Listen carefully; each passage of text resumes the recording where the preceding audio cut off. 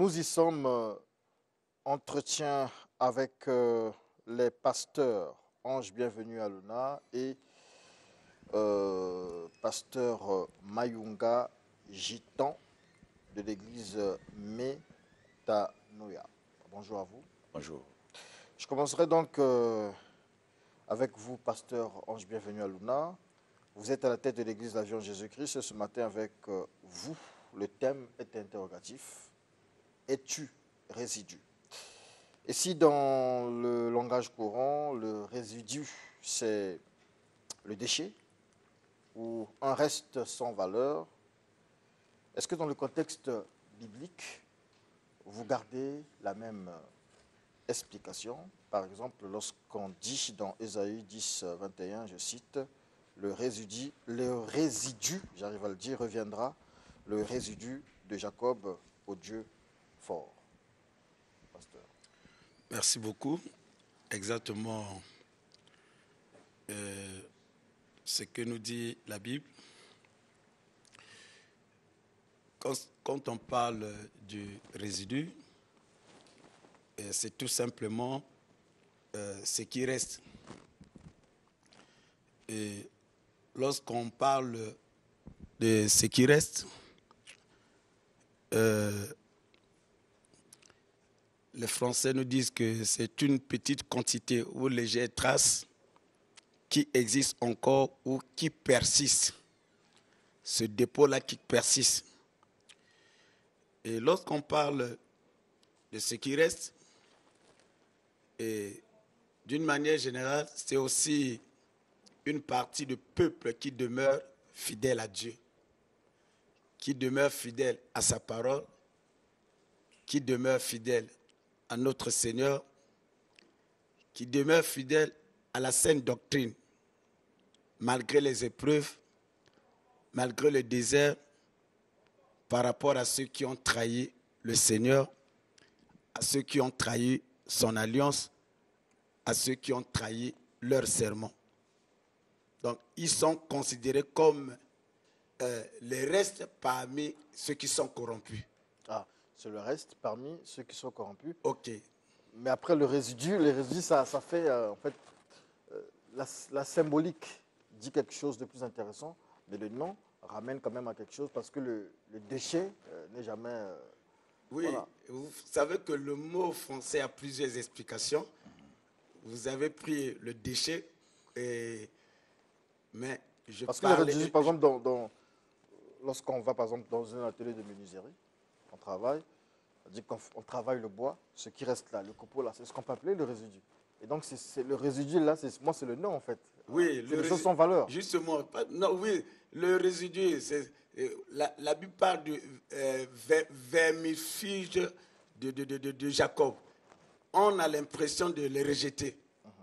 On a l'impression ils ne sont pas considérés parce qu'ils sont différents de la foule. Et la foule qui ont une mode de vie commune, mais tu viens avec la différence. Un peu comme la pierre. Nous prenons le cas de Jésus. Un peu comme la pierre rejetée qui devient la pierre. Ok, Jésus-Christ est venu parmi les pharisiens et les sadducéens. Le discours était contraire. Il avait un autre discours. Il avait une autre façon de parler. Et c'est là où ce qui lui a coûté même la vie. Et on a voulu le lapider, ainsi de suite. Donc, lorsqu'on sort de la foule, du coup, vous n'êtes pas considéré. Et voilà un peu. Alors, lorsqu'on est mis à part, lorsqu'on sort de la foule, on est mis à part. Lorsqu'on est résidu comme tel, voilà. Qu'est-ce qu'on gagne? Qu'est-ce qu'on gagne? Parce que, oui, résidu, oui, mis à part, mais on regarde comment les autres se marient, les autres ont de l'emploi, les autres prospèrent dans les affaires. Mais vous, les résidus, vous êtes là toujours dans la galère, etc. À quoi ça sert et quel avantage? Oui, ce que je viens de dire, j'ai dit que c'est une partie de ce peuple qui demeure fidèle encore à Dieu, malgré que les autres ont les voitures, malgré que les autres vivent une vie de richesse, d'exposition, ainsi de suite. Mais Dieu dit, gardez votre position. Alors, qu'est-ce qu'on gagne? La Bible dit dans Job chapitre 1, le 8e verset, L'Éternel dit à Satan, as-tu remarqué mon serviteur Job? Parce qu'au temps de Job, pendant sa génération, c'était le seul qui était intègre, qui craignait Dieu. Mais voilà, un vent qui arrive, il perd ses enfants, il perd sa richesse, jusqu'à ce que son corps s'est retrouvé comme quelqu'un qui a atteint de la lèpre. Alors, Job était parmi les justes. Mais écoute ce que Dieu nous dit. Dieu dit à Satan, il dit, Éternel dit à Satan, as-tu remarqué mon serviteur Job? Dieu n'a pas déclaré cela à n'importe qui. Donc nous comprenons que le Seigneur Dieu de la Bible a eu un regard sur Job, pas sur tout le monde. As-tu remarqué mon serviteur Job? Comme on dit en lingala, Nzamba beti tolo na Job. Ce sont des choses rares. Donc Job, le Seigneur a eu un regard sur Job, un regard qui n'est pas le moindre, mais un regard positif. Le Seigneur a eu une considération. Donc, quelqu'un qui est parmi les restes, vous attirez le regard positif de Dieu et vous avez une considération vers Dieu. Parce que Dieu s'adresse, ce matin j'en profite également, Dieu dit, malgré que tu es un reste, ne te lamente pas, mais il vient à ton secours. Il porte un regard sur toi. Quand Jésus-Christ est rentré, et il y avait une foule, mais il a porté son regard sur Jachée, qui s'est démarqué de la foule. Il n'avait pas mis pied dans la maison de la foule, mais il a mis pied dans la maison de Jachée. Et le salut était rentré dans sa maison. Alors, monsieur le journaliste, comme je l'ai dit, Jésus-Christ qui a commencé avec au moins 120 disciples, il a terminé sa course avec 12. Et ce sont les restes, les 12, parce que d'autres n'ont pas pu supporter Jésus. Peut-être à cause de son langage, la Bible ne nous donne pas tous les détails, mais il a fini la course avec les 12. Et ce sont les 12 où aujourd'hui on lit l'acte des apôtres. Ce sont les 12 qui ont révolutionné, qui ont écrit beaucoup de choses. Ce sont les 12 qu'on parle de Jean. Ce sont parmi les 12 on parle de Matthieu. Mais les noms de ces 120, c'est écrit nulle part. Donc Jésus, le Seigneur a porté un regard sur eux.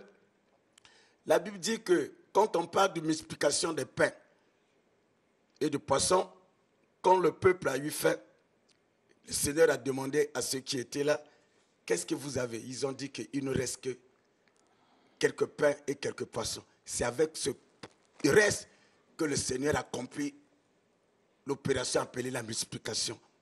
Quand tu es un reste, sache-le que le Seigneur va t'accompagner. Et quand tu n'es pas un reste? Quand tu n'es pas un reste, mais écoute, ton sort est scellé. Si tu ne te réponds pas, ton sort est scellé, c'est l'éternité, l'enfer qui vous attend. Parce que vous êtes quand vous êtes reste, parmi le reste, vous êtes parmi ces personnes qui n'ont pas encore fléchi vos genoux devant Baal. Mais tous ceux qui ont fléchi les genoux devant Baal, mais ils vont suivre Baal dans l'éternité appelée l'enfer. De toute façon, c'est la volonté de Dieu qu'il y ait un résidu et qu'il y ait aussi la foule, comme vous avez dit. Donc, il n'y a pas de problème pour ça. Oui, non, mais la volonté de quelle volonté? Sa volonté qu'il y ait un résidu, c'est sa volonté de Dieu. Monsieur Jazz, la Bible est claire. Il va y avoir des scandales. Mais tout ça, c'est Dieu qui a prévu ça. Bon. Justement, on n'est pour rien. C'est lui qui décide que celui-là est bon, celui-ci n'est pas bon. Non, mais c'est vous, puisqu'il nous présente deux chemins. C'est lui qui a fait souffrir Job, vous avez cité Job là. Ce n'est pas la volonté de Job. Job n'a vécu que ce que Satan et Dieu ont complété quelque part dans le noir. Ce qui s'est passé avec Job, c'était un test. Dieu peut vous tester, monsieur Jazz. Est-ce que Jazz n'aime pas Dieu parce que... Pourquoi il nous teste s'il nous connaît déjà? Pourquoi nous tester? Non, mais il vous teste. Apparemment, donc Dieu ne nous connaît pas. Parce que si Dieu nous connaissait, il ne devait pas nous tester. Non, il nous connaît. Il nous connaît, mais il veut te tester, toi qui es. Monsieur Jazz, est-ce que monsieur Jazz n'aime pas Dieu parce qu'il passe à la télé? Le jour que monsieur Jazz sera sanctionné, est-ce qu'il va aller à l'église? Voilà. Est-ce qu'on n'est pas derrière Dieu parce qu'à cause d'un intérêt quelconque? Et donc, Dieu...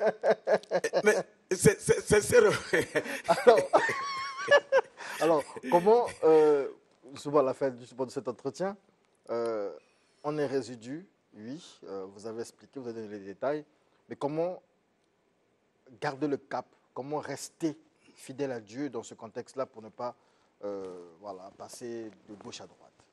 Ok. J'aimerais, pour maintenir le cap, il s'agit ici d'être obéissant à la parole de Dieu. Pour maintenir le cap, nous devons éviter la convoitise des yeux et la convoitise de la chair. Parce que c'est ça qui influence également. Jazz, je ne sais pas pourquoi le nom, mais je donne seulement les ok. Jazz est élevé, on voit Jazz avec un niveau supérieur, mais je veux à tout prix atteindre le niveau de Jazz. Mais je ne sais pas qu'est-ce qui se passe là-bas. Aujourd'hui, les gens, un homme qui prend ses paires de fesses, les livre à un autre homme à cause de l'intérêt des biens de ce monde. Alors, c'est pour dire que lorsqu'on veut demeurer parmi les restes, on doit dire non, fermer les yeux, on doit éviter la convoitise, parce que chaque chose a son temps. Monsieur Dia, je vous dis que Dieu a un deuxième nom, c'est le temps. Il faut savoir comment attendre son temps. Et j'aimerais en profiter également, dire aux bien-aimés qui me suivent, l'adversaire va vous mettre sur votre route les occasions de chute. C'est à vous de résister. C'est à vous de lutter pour ne pas sortir de l'eau des restes. Maintenez votre cap et en demeurant parmi les restes, vous avez la protection de notre Dieu. Car Matthieu 6, verset 24 nous dit que nul ne peut servir deux maîtres à la fois. Le maître que vous avez choisi, le meilleur maître, c'est notre Seigneur Jésus-Christ. Évitez des propositions. On va vous proposer beaucoup de choses, mais c'est pour vous faire sortir parmi le lot des restes. Demeurez, gardez cette position du reste. Sachez-le que le regard du Seigneur est fixé vers vous. Toi qui sembles être peut-être rejeté, parce que tu vis des moments difficiles, tu te dis que Dieu m'a rejeté. Dieu ne rejette jamais le reste. Il a besoin de ce reste pour continuer à accomplir son œuvre. Et d'où, toi qui ne fais pas partie du reste, il te tend sa main aujourd'hui. Et j'aimerais que tu puisses faire cette petite prière avec moi. Dis, Seigneur Jésus, ce matin, je te reçois comme Seigneur, Sauveur personnel. À partir d'aujourd'hui, je me démarque de l'eau de la foule pour rejoindre les restes au nom de Jésus-Christ. Amen. Je pense qu'à la maison, ils ont dit Amen. Et surtout, vous aurez cru tout à l'heure, mais on vous garde encore le temps de vous donner vos contacts. Ok. Je suis au 00242 663 71 52. 00242 663 71 52. Et vous qui me suivez à la maison, pouvez nous rejoindre. Nous avons 4 réunions. Et la première réunion commence de 8h à 10h. La deuxième réunion de 10h à 12h. La troisième de 12h à 14h. Et la dernière de 14h, pratiquement à 17h. Donc, même les après-midi, vous pouvez nous rejoindre. Que Dieu vous bénisse. Avec ce même numéro, c'est mon WhatsApp également. D'accord. Aujourd'hui, je vais aller prier chez le pasteur Aluna. Donc, ceux qui veulent me voir là-bas aussi, venez. Je serai chez le pasteur Aluna. Je pense que je vais faire le deuxième culte. Le deuxième culte. Après Studio 210. Merci beaucoup. Que Dieu vous bénisse.